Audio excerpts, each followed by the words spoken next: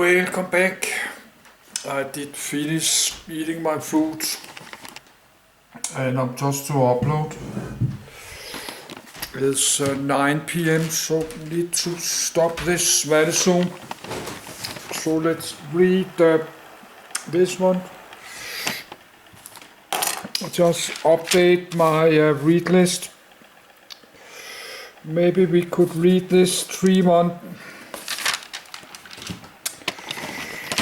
But I need half a minute to get to my bed.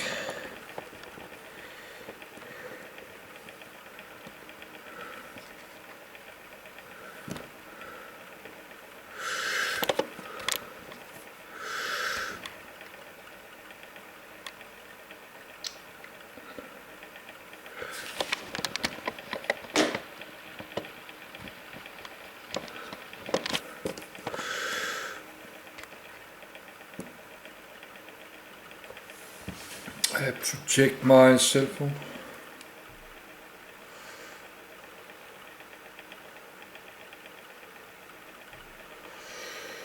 Nothing. I'm freezing a little bit. I need to go into my bed for real.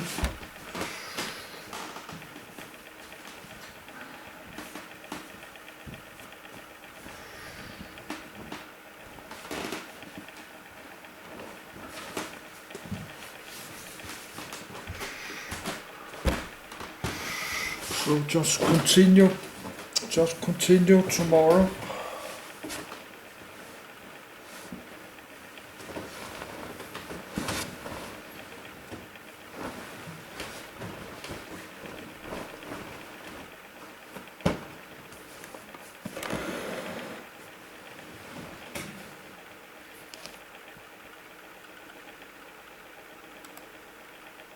History of New York City, 1898–1945.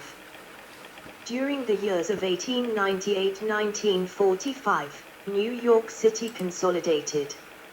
New York City became the capital of national communications, trade, and finance, and of popular culture and high culture. More than 1/4 of the 300 largest corporations in 1920 were headquartered there. The era began with the formation of the consolidated city of the 5 boroughs in 1898, with a total population of 3.4 million. New transportation links, especially the New York City subway, opened in 1904, bound together the new metropolis. Increased immigration of Catholic and Jewish workers from Southern and Eastern Europe expanded the labor force until the World War ended immigration in 1914. Labor shortages during the war attracted African Americans from the Southeast, who headed north as part of the Great Migration. They sponsored the Harlem Renaissance of literature and culture celebrating the Black experience. The Roaring Twenties were years of glamour and wealth, highlighted by a construction boom, with skyscrapers built higher and higher in the famous skyline. New York's financial sector came to dominate the national and the world economies.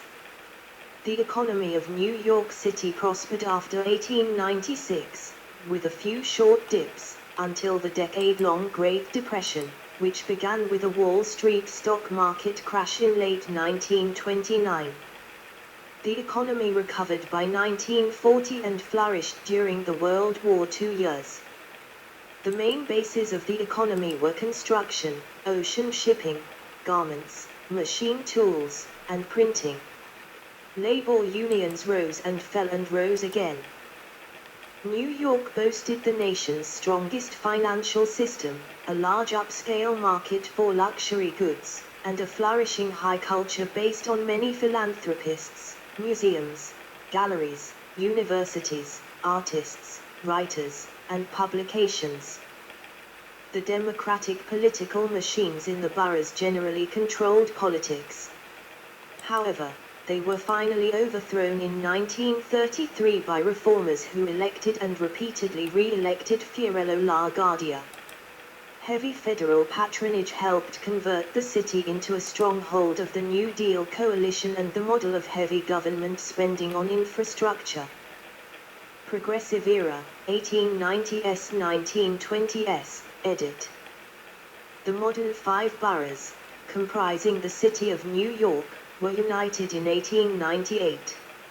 In that year, the cities of New York, which then consisted of present-day Manhattan and the Bronx, and Brooklyn were both consolidated with the counties of Queens and Staten Island.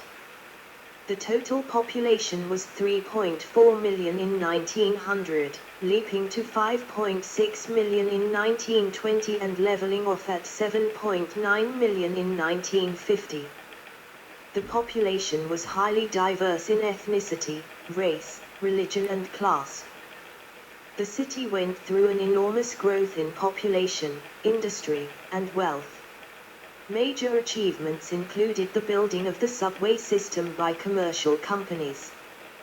The city funded major new bridges between Manhattan and Brooklyn and Queens, which enabled commuting and the rise of an industrial base there. The city also expanded its port facilities, improved its traffic system, built hundreds of new elementary and high schools, and engaged in large-scale public health programs. Many early skyscrapers, including several of the world's tallest buildings, were erected in Manhattan. Machine Politics versus the Reformers, edit. The politics of the consolidated city revolved around conflicts between the political machines and the reformers.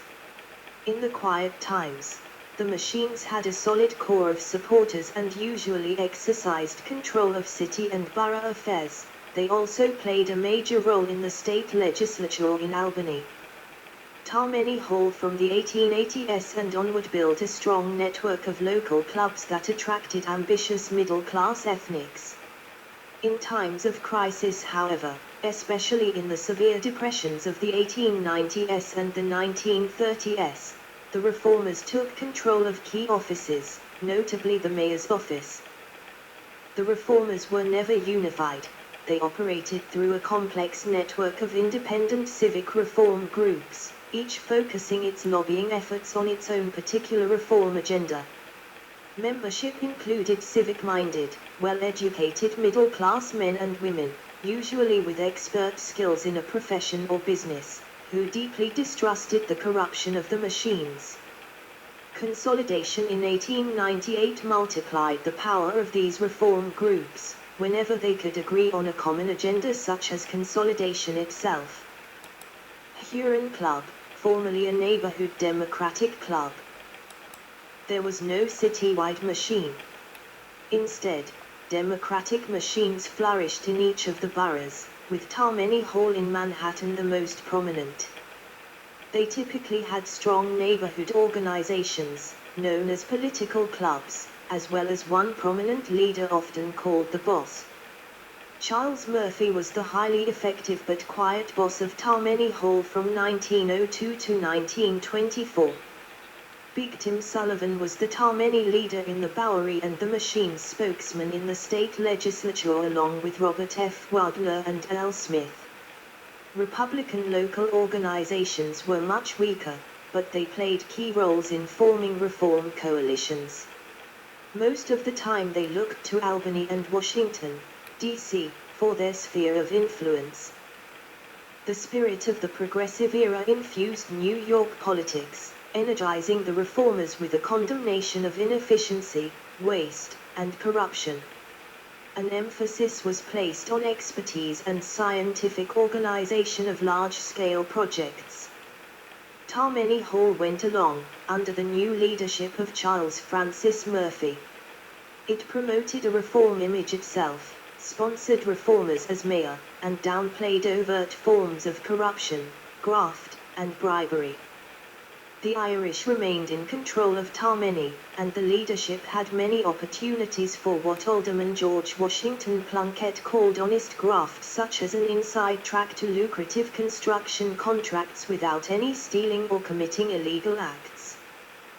3 reformers became mayor. Seth Low, the president of Columbia University, united reformers and the Republicans in a fusion ticket that won the mayor's race in 1902. Lowe lacked the common touch and lost much of his working class support when he listened to prohibitionists eager to crack down on the liquor business. Tammany was back in 1904 with a prestigious reformer, George B. McClellan Jr., the son of the famous Civil War general and an experienced politician in his own right. William J. Gaynor, reform judge, won the Tammany nomination in 1909. Fusion reformer John Purroy Mitchell, a favorite of President Woodrow Wilson, was elected in 1913. Mitchell had strong support from the progressives, enabling him to reorganize the bureaucracy, crack down on vice, and make taxation more efficient. Mitchell's support for the Allies in the World War alienated Germans, and the working classes were alarmed at his plans for vocational education. He was defeated in 1917 by John Francis Hylar. Hylar was re-elected in 1921 and collaborated closely with Hearst until he was ousted by L. Smith and Tammany in 1925. Tammany realized it needed reformers on the ticket, but it had a hard time working with them. It needed McClellan to run for re-election in 1905 to beat off the tremendous challenge by independent publisher William Randolph Hearst. But in 1906 Tammany cut a deal and supported Hearst for governor, so McClellan broke with the machine. Gaynor proved much more independent than expected and was denied renomination. Transportation, edit. The municipal consolidation precipitated greater physical connections between the boroughs.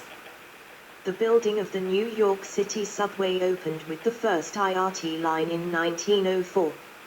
Initially the Interborough Rapid Transit Company, IRT, and Brooklyn Manhattan Transit Corporation, BMT, systems, with a third system, the Independent Subway System or IND, to be incorporated in 1925, were separate. They immediately became a force for further population spread and development. The opening of the Williamsburg Bridge in 1903 and the Manhattan Bridge in 1909 further connected Manhattan to the rapidly expanding bedroom community in Brooklyn. The world-famous Grand Central Terminal opened as the world's largest train station on the 1st of February, 1913, replacing an earlier terminal on the site. The Pennsylvania Station, a similarly large and grand railway station several blocks to the west that was torn down in 1963, had opened in 1910. Immigrant Life, edit. The Sunday magazine of the New York World appealed to immigrants with this the 29th of April, 1906 cover page celebrating their arrival at Ellis Island. European immigration increased rapidly during the early 20th century and suddenly stopped in 1914 due to World War I and the Emergency Quota Act allowing new residents to assimilate in American life. The new arrivals were Italian and Polish Catholics, as well as Yiddish-speaking Jews from Eastern Europe. There were smaller but steady streams of old immigration sources in Ireland, Britain and Germany.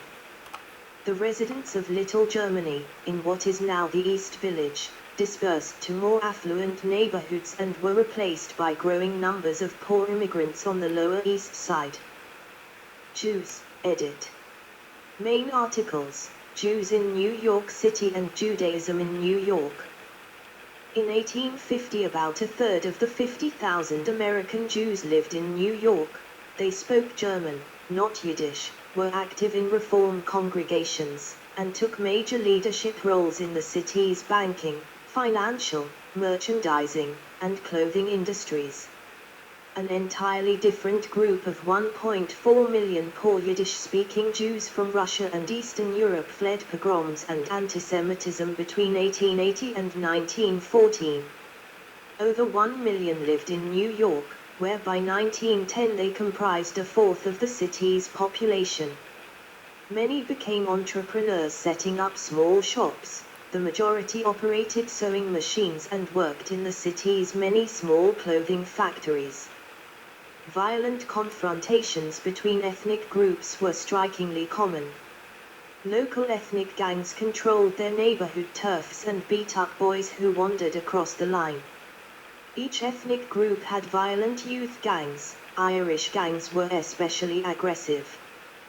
One serious episode took place in 1902, when the procession of 25,000 to 50,000 Jews marching for the funeral of Jacob Joseph, the chief rabbi of the Orthodox community, passed the Hoe factory. They were attacked by workers or boys throwing debris from the factory windows. The Jews fought back and quickly had the factory and its 1,800 men and boys under siege, breaking all its windows. The, mostly Irish, police broke it up and beat many of the men attacking the factory. They arrested 11 of the Jews and 4 of the factory workers. Jewish oral tradition blamed the anti-Semitism of both the Irish factory workers and the police. However, recent historical research shows that the factory workers were mostly Germans, not Irish, and that the police were following standard practice in quelling a riot. On the whole, the police kept a tight lid on intergroup violence.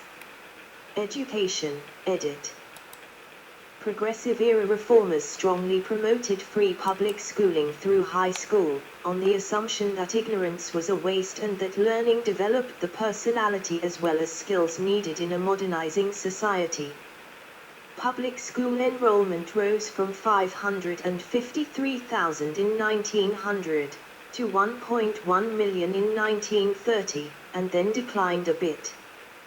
The wide range of schools included elementary, junior high schools, as well as comprehensive, academic, and technical senior high schools.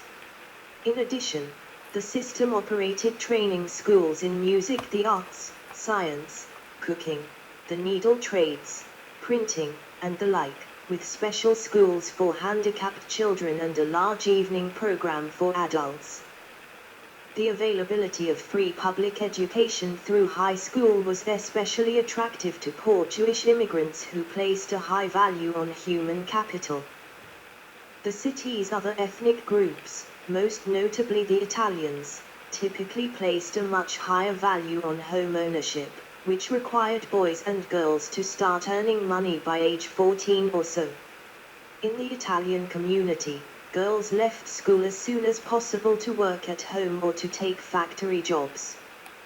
The shift came in the 1930s, as more of them stayed in school, although at only half the rate of Jewish girls. Some historians argue that the Italians were becoming modernized by American culture. Their families became less patriarchal and permitted more individualistic careerism for women. Historian Miriam Cohen, however, says that these more modern attitudes were caused by changing opportunities for all young women in New York. Catholic priests strongly recommended parochial schools at least for elementary students and were rapidly expanding the Catholic high school system, especially for German and Irish youth whose families had been in the city for decades. The Catholic school system grew from an enrollment of 79,000 in 1900 to 286,000 in 1930, peaking at 332,000 in 1960. Upscale private schools also flourished, as well as training schools for adults, such as the Arthur Murray School of Dancing and many music schools. Tens of thousands of adults took correspondence courses through the mail. Jewish boys and young men thrived in the New York public schools. The problem came with girls attending high school. Jewish men still had doubts about educating girls, and poor families needed the money they could earn in full-time jobs. Those who came to America as young girls picked up English quickly, but the older they were on arrival, the harder the language appeared. Many young Jewish women nevertheless tried, opening their way to clerical and white-collar jobs. Probably most saw their dreams realized in their children rather than themselves. Higher education, edit. No library at Columbia University, CA. 1900.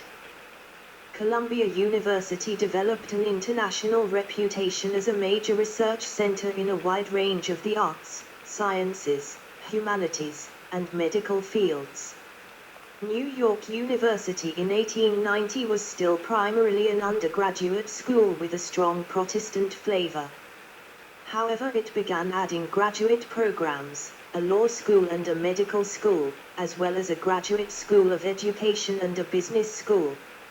It became one of the nation's largest universities, with an enrollment of 9,300 in 1917 and 40,000 in 1931. Fordham University took the lead in Catholic higher education, adding a medical school, a law school, a business school, and other units. Its football team had a national reputation. Fordham became coeducational in 1964. In addition, there were many smaller specialized schools such as Wagner College, Lutheran, Yeshiva University, Jewish, St. John's University, Catholic, Pratt Institute, Juilliard School of Music, Parsons School of Design, Brooklyn Polytechnic Institute, and the New School for Social Research. There were numerous medical and law schools. The city's Protestant elites sent their young men to university preparatory schools in New England and then to Ivy League colleges, and their young women to the Seven Sisters colleges or to finishing schools. After 1900, Columbia had a reputation as heavily academic and was no longer attractive to upper-class young men. Jewish enrollment reached 40% at Columbia College in 1914. A quota system was installed to cut the proportion to 20%. The public universities, City College and Hunter College, were about 80% Jewish. Journalism, edit. By the turn of the 20th century, the city had 15 to 20 daily newspapers, and many weeklies. Most newspapers were sold at newsstands or hawked by newsboys, as opposed to subscriptions. The Wall Street Journal provided detailed coverage of business affairs. The New York Times had shrunk to almost nothing by the 1890s. However, after its purchase by Adolph Arx of Knoxville, Tennessee, in 1896, it reached an upscale audience with unbiased and detailed news. There were numerous ethnic papers. The ethnic papers played a major role in keeping immigrants in touch with the old country. More important, they taught them how to become Americans and understand the complexity of American popular culture. Starting in 1895, William Randolph Hearst, a mining heir from San Francisco, challenged Joseph Pulitzer, from St. Louis, Missouri, for dominance on the newsstands. Both Hearst's Journal and Pulitzer's World favored the Democrats, and both sought to maximize their sales through yellow journalism with exclusives based on sensationalism, sports, sex and scandal, and features such as comic strips, puzzles, recipes, and advice columns. By 1898, both papers reached the million-per-day circulation level. Hearst became a leader of the left wing of the Democratic Party and was nearly elected mayor in 1905 and governor in 1906. He had bitter battles with L. Smith over control of the Democratic Party, losing out in 1925. He then moved his headquarters to California. Disasters, edit. The 1911 Triangle Shirtwaist Factory fire. On the 15th of June, 1904, over 1,000 people were killed when the excursion steamship General Slocum caught fire and burned in the East River. It was a major blow to the German-American community. On the 25th of March, 1911, the Triangle Shirtwaist Factory fire in Greenwich Village took the lives of 145 mostly Italian and Jewish female garment workers. The stunning event ignited the progressive forces, who greatly improved the city's fire department, building codes, and workplace regulations. Reaction to the disaster spurred the growth of the International Ladies Garment Workers Union, and took place in the context of broader union movements coordinated by the American Federation of Labor. On the night of April 14-15, 1912, the ocean liner RMS Titanic was en route in the North Atlantic to New York when it sank, killing 1,500 of the 2,200 people. On the 18th of April, the rescue ship RMS Carpathia arrived and was met by some 40,000 onlookers. Immediate relief in the form of clothing and transportation to shelters was provided by the Women's Relief Committee, the Travelers Aid Society of New York, and the Council of Jewish Women, among other organizations. 2 Titanic memorials are located in Manhattan. On the 13th of April, 1913, the 60 feet, 18 m, Titanic Memorial Lighthouse in Lower Manhattan was constructed on the roof of the Seamen's Church Institute.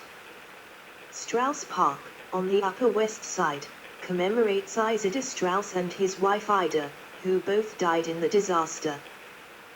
The Malbone Street wreck, the worst disaster in the history of any rapid transit system in the United States, occurred on the 1st of November, 1918. Many unionized subway workers went on strike against the Brooklyn Rapid Transit Company, BRT, so the BRT assigned one of its office workers to be motorman on one train. This particular motorman had almost no training, instead of the usual 20 days minimum of training, and was recovering from the 1918 flu pandemic, which had just killed his daughter. During the rush hour, he made a series of bad mistakes, lost control on a downhill slope, and was racing at high speed when he crashed at a sharp curve outside of Prospect Park Station. The Malbone Street wreck killed 93 of the 650 passengers and seriously injured over 100 more. With a statewide election impending, it became a major campaign episode, leading to the election of L. Smith as governor. On the 16th of September, 1920, radicals in the city perpetrated the Wall Street bombing, a terrorist attack outside the headquarters of the House of Morgan, killing dozens of people and injuring hundreds. Officials blamed anarchist and communist elements, fueling the ongoing Palmer raids, but the culprits were never caught. Public Health and Sanitation, edit. Cleanliness was a heavily promoted virtue, supported by the middle class and led by the public health community of physicians and experts. Street cleaning became a major item of the city budget and produced the sort of jobs that the machines wanted to distribute to their working class clientele. Horses were used for transportation in 1900, as they had been throughout the history of the city. There were 200,000 of them in the city, producing nearly 2,500 short tons, 2,300 t, of manure daily. It accumulated in the streets and was swept to the sides like snow. The stench was so strong that urbanites welcomed motor vehicles as a profound relief. The city took the lead internationally to combat diphtheria, an often fatal disease that struck thousands of children annually. Researchers applied laboratory-based advances in bacteriology and immunology to the treatment and prevention of this disease, thereby eradicating it as a major threat. A few tens of thousands of people died in the Spanish flu epidemic of 1918-1919. Gambling, edit. At the turn of the century in 1900, gambling was illegal but widespread in New York City. The favorite activities included games of chance such as cards, dice and numbers, and betting on sports events, chiefly horse racing. In the upper class, gambling was handled discreetly in the expensive private clubs, the most famous of which was operated by Richard Camfield, who operated the Saratoga Club. Prominent players included Reggie Vanderbilt and John Bet-A-Million Gates. The chief competitor to Camfield was the Bronze Door, operated 1891-1917 by syndicate of gamblers closely linked to the democratic machine represented by Tammany Hall. These elite establishments were illegal, and paid off the police and politicians as needed. The working class was served by hundreds of neighborhood gambling parlors, featuring faro card games, and the omnipresent policy shops where poor folks could bet a few pennies on the daily numbers, and be quickly paid off so they could gamble again. Betting on horse racing was allowed only